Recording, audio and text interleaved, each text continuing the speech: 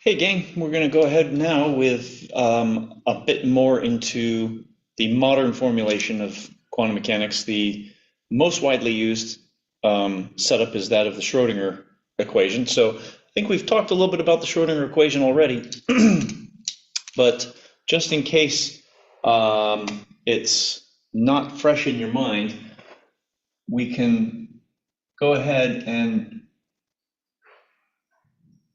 write it down here. Ultimately, it's based on kind of a wave equation energy style conservation, but it's also if you've had Math 6, it's an eigenvalue equation, right?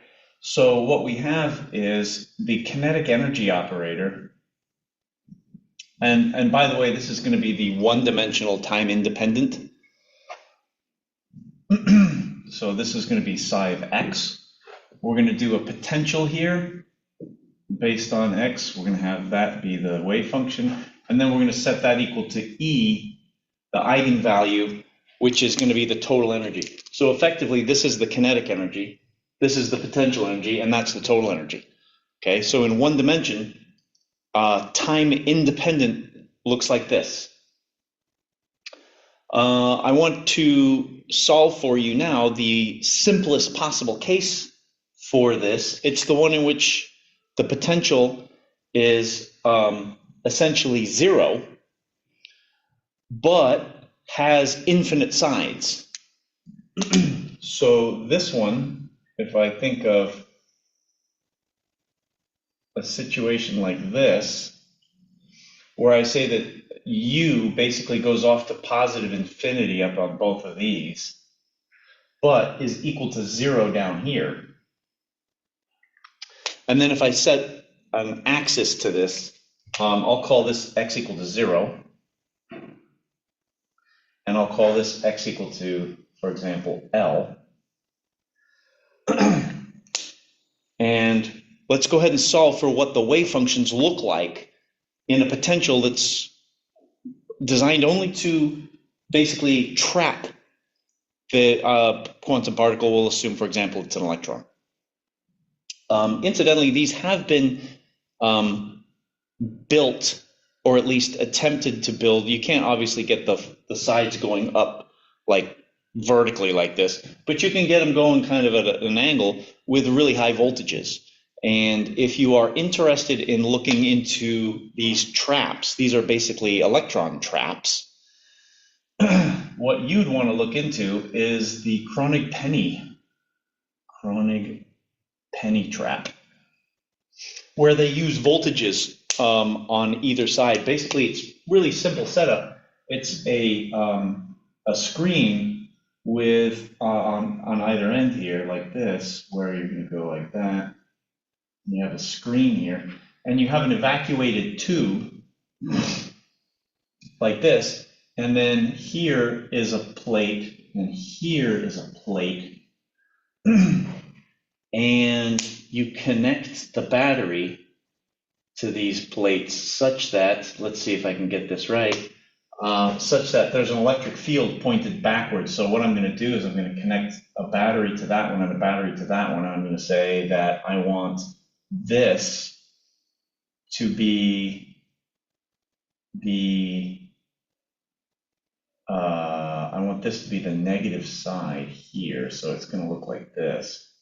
Is that right? I think that's right, such that the electric field is pointing, that's positive, so it's going away this way. Yeah, that's right, because it's going to experience a negative. No, that's wrong. That's wrong. It's the other way around. All right, it's the other way around. I want that to be the positive side. This should be the negative side. Point being that if the electron migrates into this area, it experiences a large force that pushes it back this way. If the force is that way, then the electric field should be this way, which is what would happen if I made that positive. Okay, so there you go. So the E field is pointed that way. And you get an E field within this little region right here, which is extremely large, extremely heavy, and ultimately then ends up kicking the electron back this way. But this is all evacuated, so there's no resistance in there, basically no potential. And so the electrons are just floating around in here, constrained basically by the two ends where there's a huge voltage trying to push them back into the middle.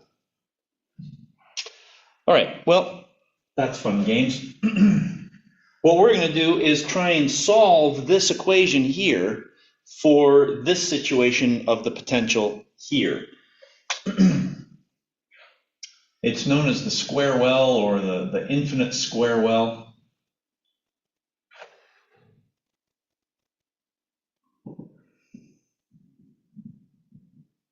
And potential is 0 between X and L.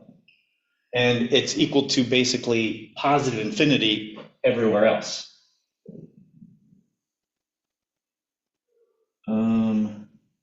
X less than 0, X greater than L, like so.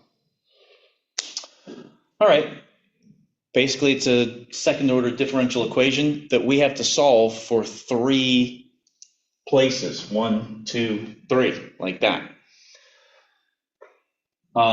Typically you will find that this is the case. So a few things to look out for here.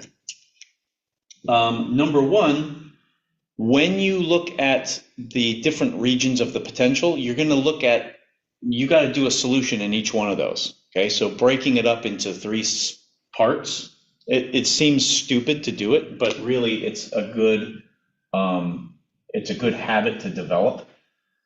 If I just break this up into 3 parts, I'm going to solve the Schrodinger equation for each of these 3. Second thing is, I'm going to want to match the value of the Schrodinger equation as it, not the Schrodinger equation, the wave function as it goes from 1 to 2 and 2 to 3, right? And also I'm going to want to match the derivatives. I'll show you how to do that a little bit later. But for right now, let's just take a look at what happens when I solve the Schrodinger equation for regions 1, 2, and 3. How do we go about doing that? What we're going to do is we're going to say, well, in regions 1 and 3, my potential energy here is infinity, and the only way I'm going to get something that's finite out of that is if I multiply the wave function, I multiply by this wave function, which is 0. I must have a 0 wave function wherever I have infinite potential. So here, if u equals infinity, then psi must equal 0 in order to make this a valid situation, right? So now we have 0 equals 0 and the equation satisfied. Therefore, if I'm drawing what the wave function looks like, well, then I have flat lines out here. Okay, nothing's going on. That kind of makes sense. So let's concentrate on region 2 where all the action is, and we're going to look at the situation here where now u is equal to 0, and we need to solve for what the wave function is doing. All right, so here's what we're going to do. I'm going to take this. Basically what we have then is if I ignore this term, which is 0 anyways, I'm going to solve for this here on this side by chucking that constant over to the other side and saying that basically what I have here is negative 2me divided by h bar squared times psi, like so. And I just want to make this a little bit more here. All right, like so. Now, hopefully you recognize the solution to this. This is a situation where I take 2 derivatives of a function and it gives me back negative the function times a constant. Okay, this should hopefully be ringing some bells for you. Therefore, the square root of this thing is going to be a frequency, right? And we know that the solution to psi must be sines and cosines.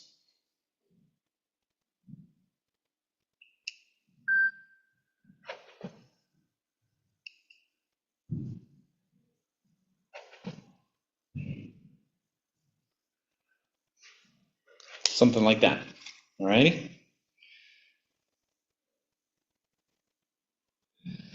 Now, K here is the square root of this thing.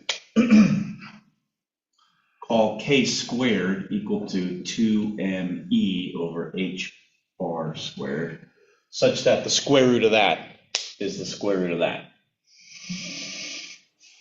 So one thing comes out right away, and that is the hallmark of quantum mechanics, which is that the energy has specific values, right? The energy is h bar squared k squared over 2m. But we're going to notice that when I solve this, k is going to take on certain values. So the energy is going to take on certain values. Let's take a look at what that means. I need to apply boundary conditions.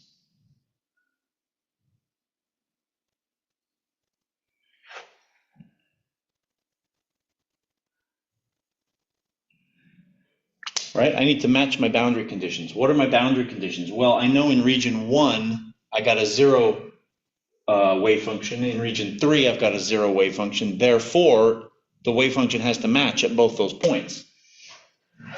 The boundary conditions are that psi of x equal to 0 is equal to 0, and psi of x equal to L also equal to 0.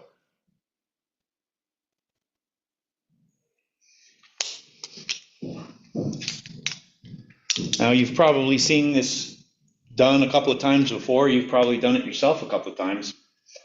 But if I say I'm going to apply x equal to 0 to this equation here, you're going to notice that when I put x equal to 0 in here, sine of 0 is 0, cosine of 0 is 1, but I need the wave function to be 0.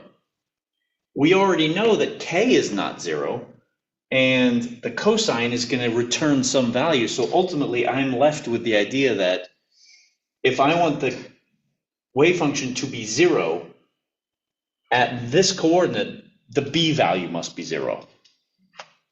Right? So this returns b equal to 0.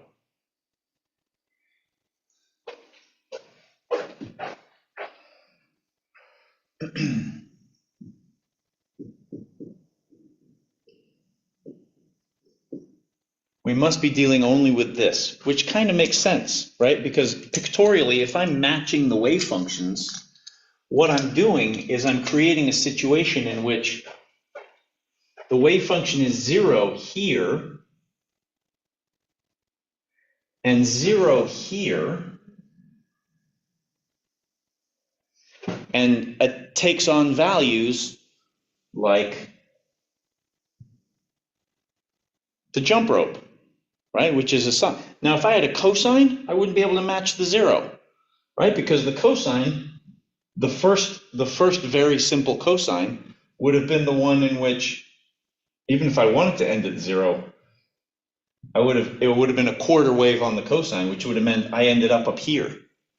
But that's not going to work for this situation. I got to have a 0. It doesn't make sense to have anything but a 0 wave function out here. Why is that? Well, actually, that's a good question. I'm not sure if I prefaced this or not. The wave function itself is not physical. It's not a physical quantity. It's a tool that we use in order to keep track of how to calculate what the physical quantity is, which is the probability of the situation. I feel like I did talk about this. The probability of the situation is the square of the wave function, right? And we integrate that such that the square of the wave function integrated everywhere is 1, so that we know we have the probability of 100% of finding the thing at some point. So the wave function itself not being physical is not a problem. It leads to the physical thing, which is the square of it. That's the probability that we're looking for, or at least it's the probability density, if you like. Therefore, when the potential energy is infinity here, the probability of finding the electron in an area which would require infinite energy for it to exist has to be 0. And likewise over on the other side here. The potential energy being infinity is not physical. And so the wave function can't exist there because the particle can't exist there. Okay, so this is literally a situation where I have trapped, I have a confined particle within this trap right here, within this region. So within the region of space, region 2, I'm looking at this right here, and I want to know that the wave function goes to 0 when x equals L. That's going to be the thing that puts my condition on the k value, because I want this to equal 0 if A sine KL, right, is what I'm looking at. Since I want a solution, A is not going to be 0. I could choose the trivial solution, but there's no physics in that. That just means I don't have a particle in here at all. A is not 0, so that means the sine KL must be 0. And that leads to KL being values of some number times pi, right? Which tells us that K can only take on certain values. Where I have the integer value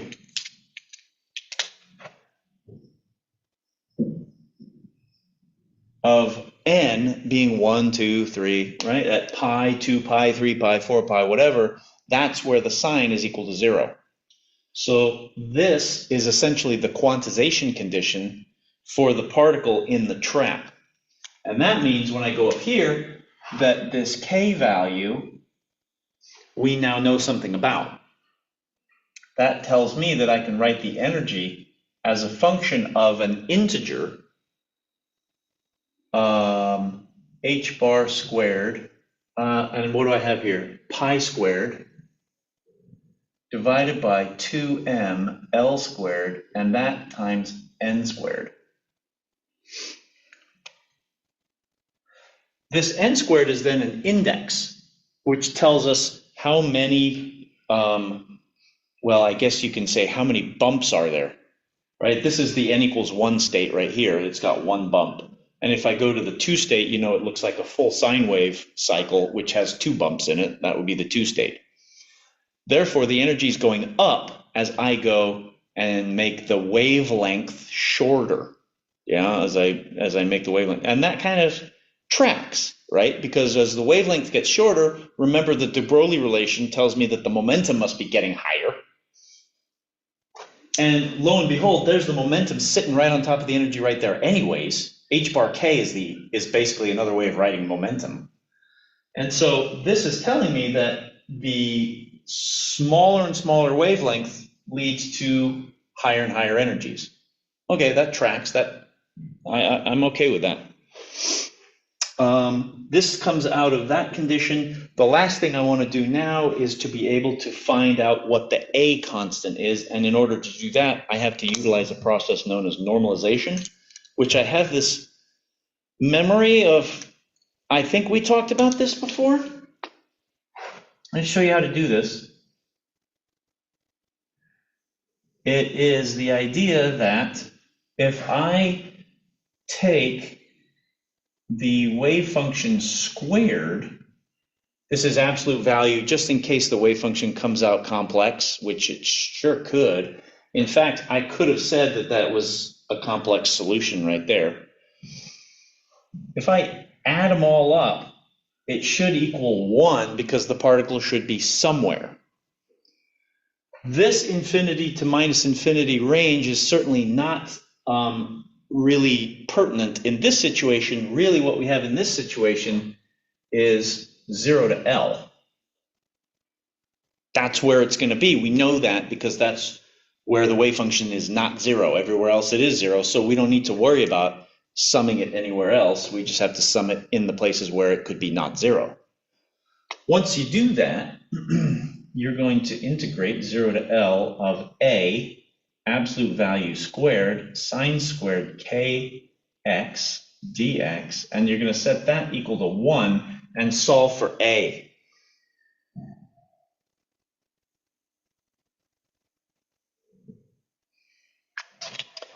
I will not bore you with the ins and outs of the integration itself, but I'm sure you can do it.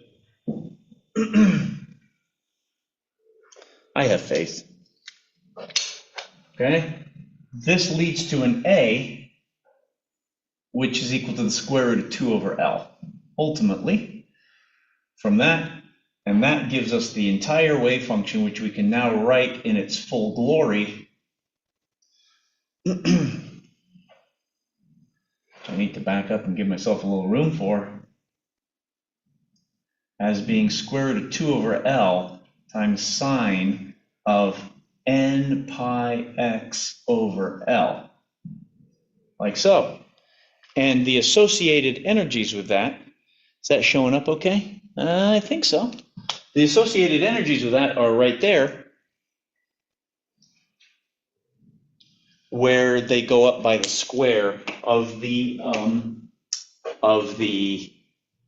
integer by which we go. You could call it like the energy level number, right? So the ground state energy for n equal to 1, the ground state energy is, we have a problem with numbering. I'm gonna keep it as simple as I can. Often you will see the ground state energy is called E naught because it's like the beginning energy. I'm gonna go ahead and call it E1, which usually is the first excited state. But just to let you know, if you are reading and viewing other documents and watching stuff, you might see E naught be the ground state energy. I'm just going to call it, since it's n equal to 1, I'm going to call it E1. H bar squared pi squared over 2ml squared. H bar itself is a compendium of the Planck constant and pi already. So you could, in fact, reduce this further to just H. I don't see the need for that particularly, but some people like to do it. H bar is said to be H over 2 pi. So you could say, well, since I have that squared, I'm going to get an extra factor of 4, and I'm going to cancel out the pi squareds.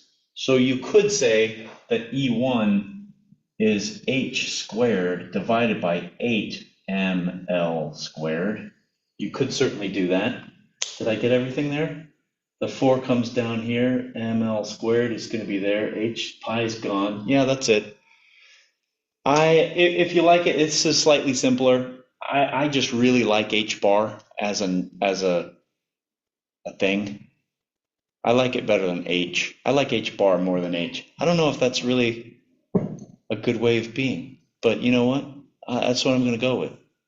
So there you go.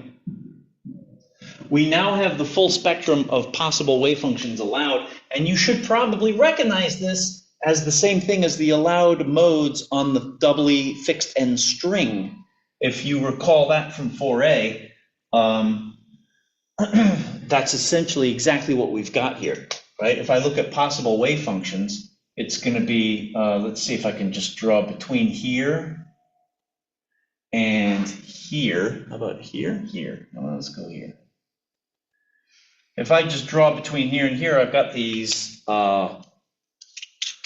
possible wave functions. So the first one is that, oh, good Lord, that's terrible.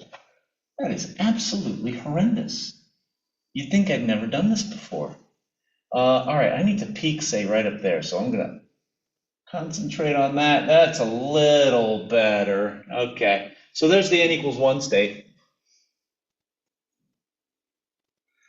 Our n equals 2 state naturally is exactly what you'd expect.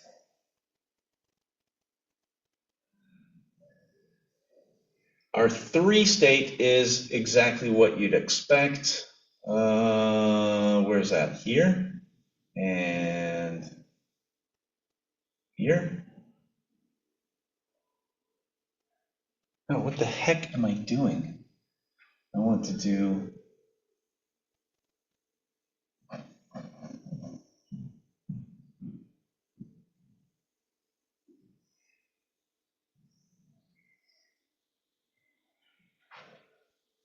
Well, that is not symmetric at all. But anyways, you get the idea.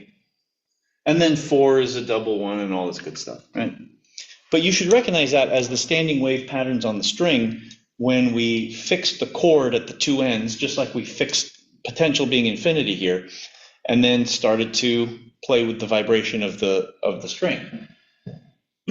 Little did you know we were actually investigating quantum mechanics at that point in time. Those are the exact patterns of the particle that are set up as you trap it inside the well, like that. Let's do a calculation involving finding the probability of the existence of the particle. Let's just use the n equals 1 state as an example here. Let's find the probability. I usually use the double-legged P for probability. Find the probability of an electron. We're going to stick an electron in the trap between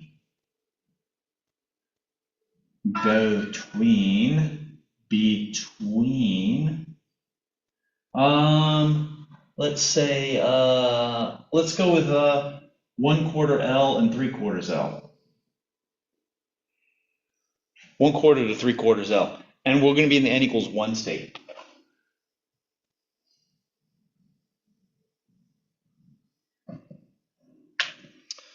Okay.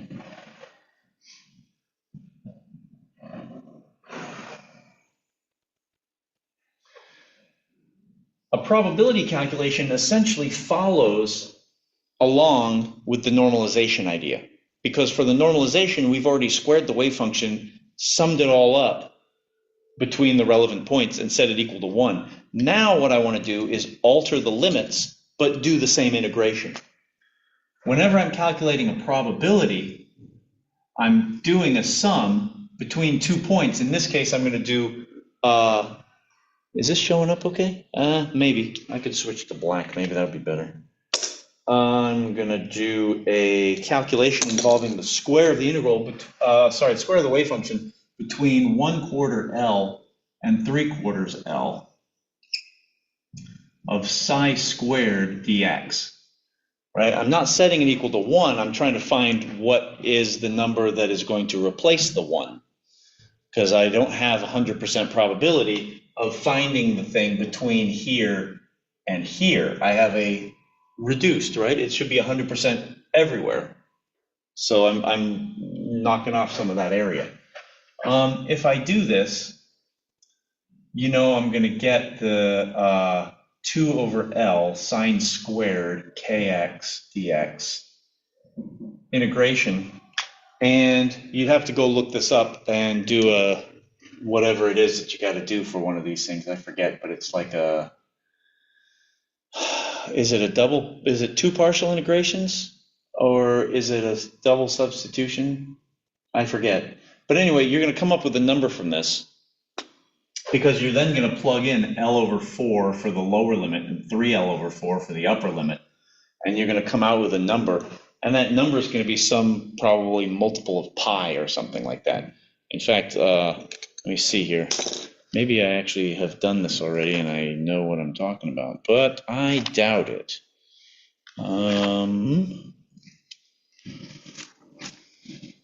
Yeah, I don't think I see this anywhere.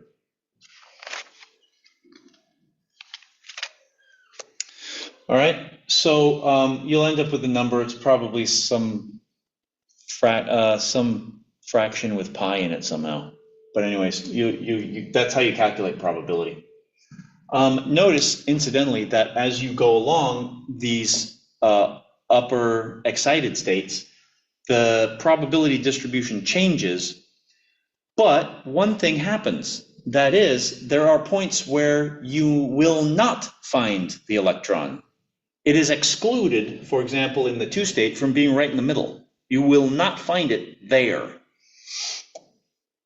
In the 3 state, you won't find it at the 1/3 spots, right? And the same thing's going to happen more and more and more as you go to higher and higher and more excited states. So physically, that's a very interesting proposition. It's kind of along the lines of the neutron thing I was telling you about last time, where it can't just sit on a table. It's got to kind of be in different quantum states above the table, such that there's an uncertainty in its position.